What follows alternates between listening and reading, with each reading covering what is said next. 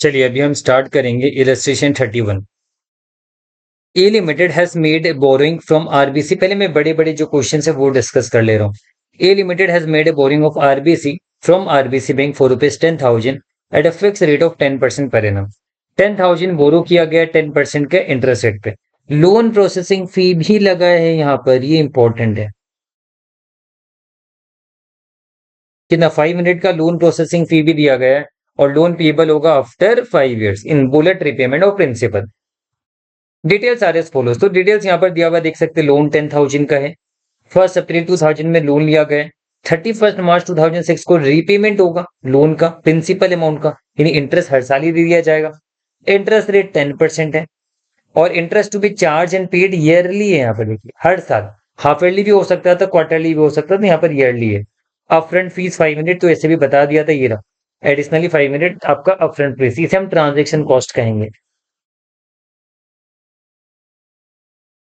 तो यहाँ पर कुछ भी कहानी नॉर्मल बोरिंग है, रीपेमेंट होगा, है ना। तो यहाँ पर हम इसमें एमोर्टाइज कॉस्ट मेथड लगा देंगे। एफबीटी पे एफबीटी उसी नहीं, वहां पर तो इंटेंशन रहता है ना बेचने का, मौका मिलेगा तो चौका मारेंगे, फिर बेचने का इंटेंशन है तो एफबीटी पे एफबीटी उसके लगते हैं। तो यहाँ पर हम अकाउंटिंग तो एमोर्टाइज कॉस्ट मेथड में कर देंगे। चलिए, तो अब यहाँ पर आप देखिए मेन यहाँ पर मुद्दा क्या है। जबकि ट्रांजेक्शन कॉस्ट आपका एफबीटीपीएल में, एफबीटीपीएल अकाउंटिंग में ट्रांजेक्शन कॉस्ट पीएल में चला जाता है। But in case of एमोर्टाइज cost method और एफबीटीओसी में ट्रांजेक्शन कॉस्ट को हम क्या करते हैं, हम fair value of the loan से एडजस्ट करते हैं।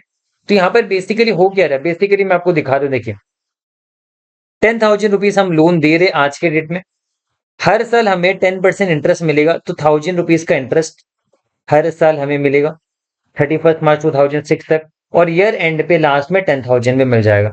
तो ऑब्वियसली बात है, इन सबको अगर मैं पुल कर लूं 10% से, क्योंकि 10% ही मान रहे, एज्यूम करे मार्केट रेट है और कुछ रेट दिया हुआ नहीं है, तो 10,000 ही आएगा। सिंपल सी बात है। बट प्रॉब्लम क्या है, 10,000 आपका fair value of the loan है, I agree. But transaction cost को हम लोन से एडजस्ट करते हैं। फाइनेंशियल एसेट्स में तो पैसा जाता है लोन देने पर, और ट्रांजेक्शन कॉस्ट भी जाता है, तो फाइनेंशियल एसेट्स में ट्रांजेक्शन कॉस्ट ऐड हो जाता है। पर फाइनेंशियल लाइबिलिटी का मतलब क्या है, जब हम पैसे लेंगे तो फाइनेंशियल लाइबिलिटी होता है। पैसे ले रहे हैं 10,000, पर ट्रांजेक्शन कॉस्ट के नाम का पैसा जाएगा, तो financial liability will be initially measured eight ₹9,500। यानी यहां पर मैं लिख सकता हूं,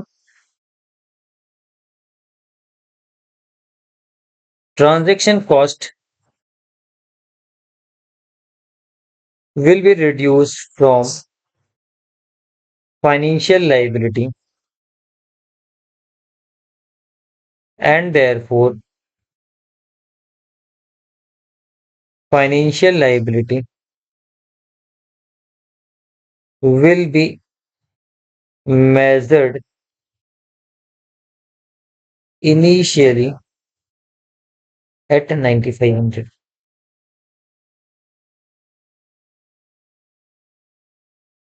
शॉर्टकट लिख देता हूँ।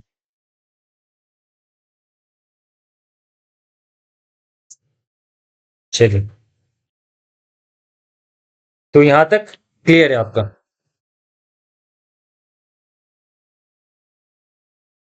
तो अब यहाँ पर मुद्दा है क्या, अब यहाँ पर मुद्दा ये कि देखिए फाइनेंशियल लायबिलिटी इनिशियली हम 9,500 में मेजर करेंगे। अब ऑब्वियसली बात है, हर साल हम इस पे इंटरेस्ट चढ़ाएंगे, पेमेंट माइनस करेंगे, तो ये बैठेगा नहीं, क्योंकि अल्टीमेटली इसका प्रेजेंट वैल्यू तो 10,000 है, पर ट्रांजेक्शन कॉस्ट को हमने यहाँ पर माइनस किया, जिसके चलते 9,500 आ रहा है। और ऐसे सिचुएशन में हमने पहले भी पढ़ा है, हम इफेक्टिव इंटरेस्ट रेट हमें निकालना होता है। हम क्या निकालते हैं, इफेक्टिव इंटरेस्ट रेट, मतलब ऐसा रेट जो 10% के आसपास ही होगा। ऑब्वियसली बात है, ऐसा रेट जब हम इन सबको उस रेट से पुल करें, तो आपका 10,000 नहीं 9,500 है। अब इन सबको अगर 10% से पुल करोगे 10,000 ही आएगा। देख लीजिए, इन सबको पुल कीजिए, 1,000 divide by 1.10 equal M plus कीजिए, और इसे भी पुल कीजिए, 10,000 आएगा। बट हमें ऐसे रेट से पुल करना है कि 9,500 है। तो इसके लिए हम क्या करेंगे, हम एक बार 11% लेके चेक कर लेंगे, है ना। ऑब्वियसली बात है, हमें वैल्यू गिरना है, 10,000 से नीचे आना, तो रेट बढ़ेगा आपका।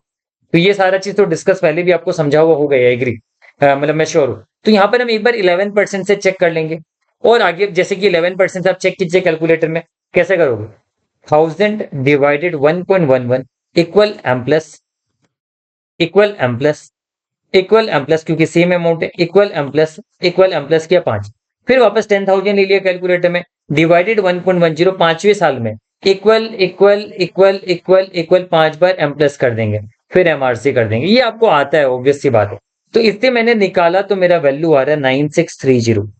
11% में वैल्यू आ रहा है 9630। मुझे 95 मिनट चाहिए वैल्यू, 95 मिनट। आईआरआर निकालो मैं पर। तो मैंने देखा चलो ठीक है, 11 का 11.5 भी ले सकता था मैं, क्योंकि 9630, चलो मैंने 12% लेके किया। 11% में ये आ रहा है, मैंने 12% लेके किया तो 9279 आया। अब मुझे चाहिए क्या, मुझे तो 95 मिनट चाहिए। तो मुझे जानना है कि 95 मिनट में क्या होगा, ये मुझे जानना है। तो इसके लिए मैंने देखा कि चलो, मैंने ये देखा 9630 9279 में 351 का गैप है। 351 का गैप है। जब रेट 11% से 12% होते हैं, यानी जब रेट 1% से बढ़ता है तो वैल्यू 351 से गिरता है। बट मुझे वैल्यू यहां से अगर मैं बेस पकड़ूं तो मुझे वैल्यू 130 गिराना है। तो मैंने सिंपल सा, स्कूल में 10 ऑरेंजेस का दाम इतना, तो उस तरीके से हमने कर लिया। आप इंटरपोलेशन वगैरह लगाना चाहो तो अलग बात है, बाकी मैंने हर जगह तो ये सिखाया आपको। तो 351 गिरने पर आपका 1% बढ़ता है। क्योंकि मुझे इसका वैल्यू निकालना है, इसलिए मैंने इसको बेस में रखा। इसलिए मैंने देखा पहले 351 गिरने पर 1% बढ़ता है। तो 1 गिरने पर कितना बढ़ेगा, 1/351%। अगर 351 डाउन में 1% बढ़ता है तो 1/351 डाउन में कितना होगा, 1 डाउन मतलब इसका 1/351 पार्ट है ना, 1/351% होगा इसका। मुझे चाहिए कितना, 131, 130 डाउन। 9630 की जगह 95 मिनट चाहिए, तो 130 डाउन में आपका बढ़ता कितना, 1/351 इंटू 130। ये आपको आता ही अच्छे से। तो 0.37% मैंने निकाला। तो यहाँ पर बेस हमने लिया था 11%, और मैंने देखा 11%, 9630 में 11% है। मैंने देखा 9630 पे 11% है। और मैं अगर 95 मिनट यहां पर गिराता हूं, यानी 130 गिराता हूं मैं, 130 डाउन करता हूं मैं, तो मुझे पता चला ये अप करना पड़ेगा, 0.37% अप करना पड़ेगा। अब यानी 0.37% बढ़ाना पड़ेगा, यानी आएगा 11.37%, है ना। और ऐसे भी वैल्यू डाउन होगा तो परसेंटेज बढ़ेगा। तो यहां पर अब देखिए 1% अप नहीं करना, इसके बीच में आएगा कितना, इन दोनों के बीच में आएगा ऐसे भी 11.37%।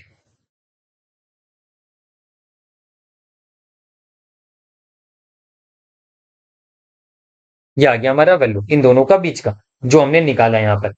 अब देखिए आईसीआई ने क्या किया, आईसीआई ने थोड़ा सा अलग तरीके से कैलकुलेशन किया, और इन्होंने ज्यादा गैप ले लिया, 13% ले लिया। जितना ज्यादा दूरी रखोगे आप, जैसे इन्होंने 10% 13% लेके फिर निकाला इन दोनों से, तो जितना ज्यादा दूरी रखोगे उतना एक्यूरेसी कम आएगा, और इसके चलते इनका आ रहा है आंसर 11.42%, जो कि लेस एक्यूरेट है, लेस एक्यूरेट है देन 11.37%। आप चाहो तो कैलकुलेटर लेके कर सकते हो। 1000 divided by 1.1137 equal M plus करके आप पुल कीजिए, 11.37% में ज्यादा एक्यूरेट आएगा। हाँ, 2-3 रुपए का फर्क आ सकता है, पर ज्यादा एक्यूरेट आएगा। पर 11.42 में कम एक्यूरेट आएगा। बट हालांकि आईसीआई ने 11.42%, ये तो मैं उसके हिसाब से करा दे रहा हूँ, बट 11.37% से भी आप करोगे तो कोई प्रॉब्लम नहीं होगी आपको। तो हमें पता चलिए कि आईआरआर क्या होगा, 11.37%। ये हमने निकाल लिया, यहाँ पर आयरर हमारे इतना आ रहा है। क्योंकि ट्रांजेक्शन कॉस्ट नहीं होता तो 10% नहीं होता, हमें निकालने की जरूरत नहीं पड़ती। अब आपको पता क्या होगा, 95 मिनट पे अगर हम हर साल 11.37% इंटरेस्ट चढ़ाएंगे, और आउट ये कैश जो हमें पैसे मिलेंगे ये माइनस करेंगे, अल्टीमेटली लास्ट में नील हो जाएगा। उसका मैंने कैलकुलेशन यहाँ पर दिखाया। देखिए ओपनिंग लोन है 95 मिनट, इतना हमने पैसे लिए। अब इस पे पहले साल इंटरेस्ट चढ़ाएंगे कितना, 1085। 95 मिनट का 11.42% आप कर सकते हो, है ना। ये आएगा आपका क्या,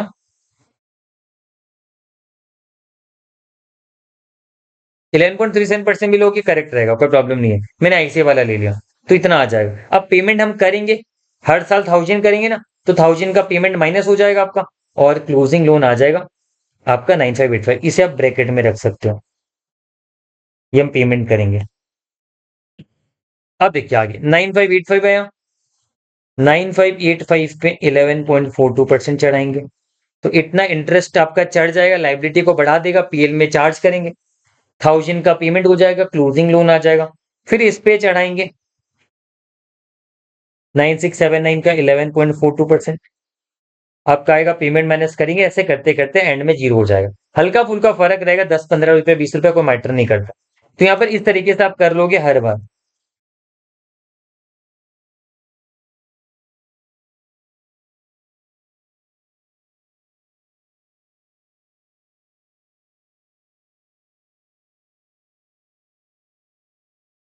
तो ऐसे करोगे अब जीरो हो जाएगा। अब देखिए मैं जर्नल एंट्री आईसीए ने पास नहीं किया है, पर फिर भी मैं आपको जर्नल एंट्री बता देता हूँ। इनिशियली जर्नल एंट्री क्या होगा, मैं यहाँ पर साइड में लिखा देता हूँ, सिर्फ इनिशियल बताऊंगा, बाकी ऐसे कर दूंगा। देखिए पैसे हमने लिए कितने, 10,000 लिए तो 500 चला गया, तो पैसे तो 9,500 ही आए हमारे पास।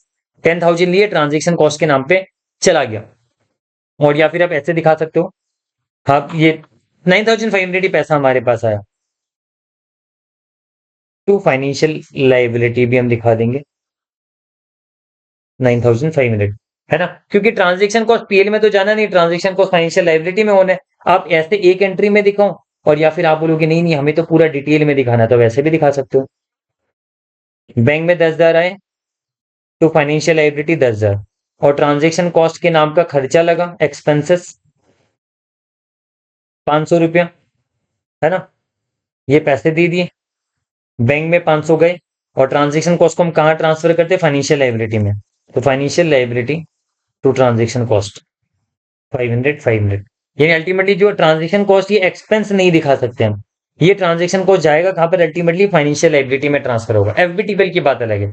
तो बैंक आपका अल्टीमेटली देखिए 10,000 और 500 क्रेडिट, बैंक में 9,500 ही होगा, फाइनेंशियल लाइबिलिटी 10,000 क्रेडिट हुआ तो 500 डेबिट हुआ, फाइनेंशियल लाइबिलिटी में 9,500, और ट्रांजेक्शन कॉस्ट तो कट जाएगा। तो इतनी सारी एंट्री पास नहीं करनी है आपको, ये तो बस मैंने आपको समझाया। आपको सिंपल सा फंडा रखना है, क्योंकि ट्रांजेक्शन कॉस्ट फाइनेंशियल लाइबिलिटी से एडजस्ट होना है। आपका इनिशियल एंट्री जो होगा वो नेट पे आप दिखा दोगे, बैंक में पैसे नेट आए 9,500, तो लोन फाइनेंशियल लाइबिलिटी 9,500 आप दिखा दोगे। अब क्या होगा, अब इंटरेस्ट जो है, इंटरेस्ट एक्सपेंसेस है हमारा, तो इंटरेस्ट एक्सपेंसेस लाइबिलिटी को बढ़ाएगा, तो इसका एंट्री क्या होगा फर्स्ट ईयर में, interest expenses to financial liability. और इंटरेस्ट एक्सपेंस कहां जाएगा, एक साल का एंट्री पास कर दो हमें।